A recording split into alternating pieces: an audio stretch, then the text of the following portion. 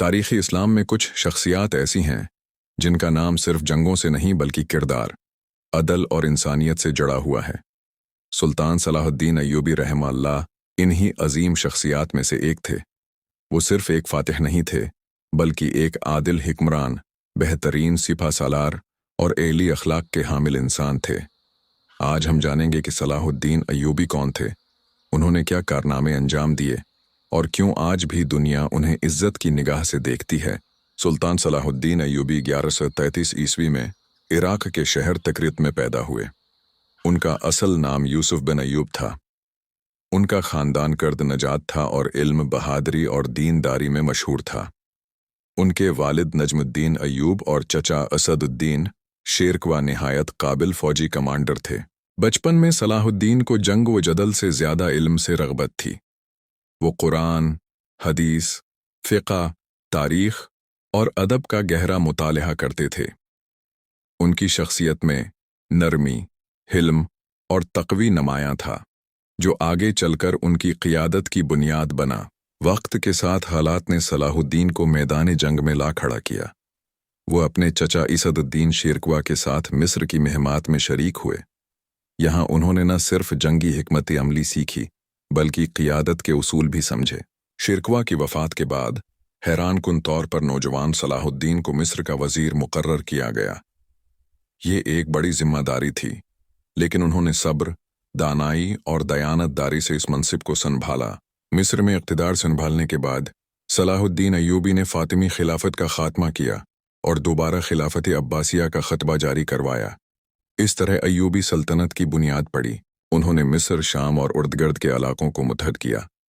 उनका मकसद सिर्फ हुकूमत नहीं था बल्कि इम्ति मुसलमा को एक झंडे तले जमा करना था ताकि सलीबी क़ुव्वतों का मुकाबला किया जा सके। सलाहुद्दीन अय्यूबी का सबसे बड़ा हथियार उनकी तलवार नहीं बल्कि उनका किरदार था। वो अदल व इंसाफ में मशहूर थे। आम शहरी हो या अमीर, सब कानून के सामने बराबर थे।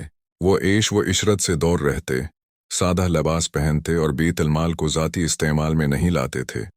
उनके दरबार में फरियादी बला खौफ आकर अपनी बात कह सकता था। सलाहुद्दीन अय्यूबी का सबसे बड़ा चैलेंज सलीबी जंगें थीं। यूरोपीय अफवाज बीतल मुक़द्दस और अर्दगर्द के मुक़द्दस इलाकों पर काबिज़ थीं। 1137 ईस्वी में जंग हुतीन पेश आई, जो तारीख़ की फ़ैसला कुन जंगों में से एक है। इस जंग में सलाहुद्दीन अय्यूबी ने सलीबी अफवाज को बदतरीन शिकस्त दी। ये फ़तह बीतल मुक़द्दस की आज़ादी का रास्ता बनी। जंग हतीन के बाद सलाहुद्दीन अय्यूबी ने बीतल मुक़द्दस का मुहासरा किया। चंद ही दिनों में शहर फ़तह हो गया। यहाँ तारीख़ ने एक अजीम मंज़र देखा। जहाँ सलीबियों ने पहले मुसलमानों का कत्ल आम किया था, वहाँ सलाहुद्दीन अय्यूबी ने आम मुआफ़ी का ऐलान किया। ईसाइयों और यहूदियों को अमन दिया गया। ये उनके आली अखलाक की रोशन मिसाल है। हती के दुश्मन भी सलाहुद्दीन अय्यूबी के किरदार के मुतरफ थे। अंगलिस्तान के बादशाह रचर्ड शेरदिल के साथ उनकी जंगें हुईं, मगर दोनों एक दूसरे का एहतराम करते थे।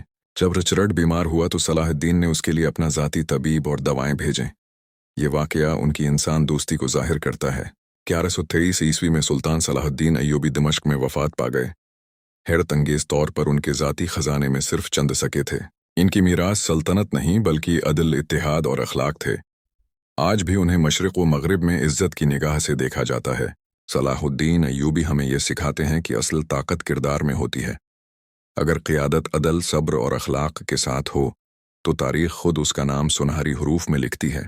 अगर आपको ये डॉक्यूमेंट्री पसंद आई हो तो वीडियो को लाइक करें, चैनल को सब्सक्राइब करें और इस अजीम मजाहिद का पैगाम आगे पहुँचाएँ।